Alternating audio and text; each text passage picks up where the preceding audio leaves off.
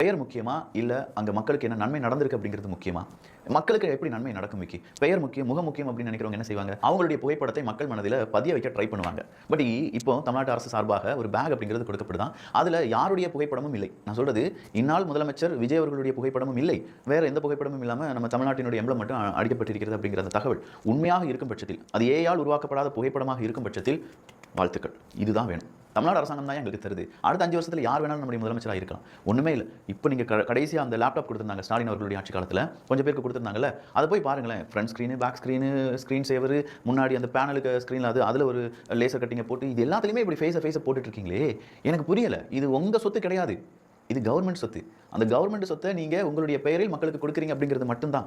இதுதான் மாற வேண்டும் அப்படின்னு நினைச்சிட்டு தான் எல்லாமே கொஞ்சம் கொஞ்சமா மாறிட்டு இருக்கு அப்படின்னு சொல்லி நம்ம நம்புவோம். சிஎம் சார் எங்களுக்கு நீதி வேணும். 1 கோடி ரூபாய் நிலத்தை மோசடி செய்ததாக திமுக ஊராட்சி மன்ற தலைவர் உட்பட 4 பேர் மீது நடவடிக்கை எடுக்க கோரி பேனரை பிடித்து கொண்டு வந்த குடும்பத்தினால் பரபரப்பு. உண்மையிலே இதே மாதிரி நிறைய செய்திகள் வரும்.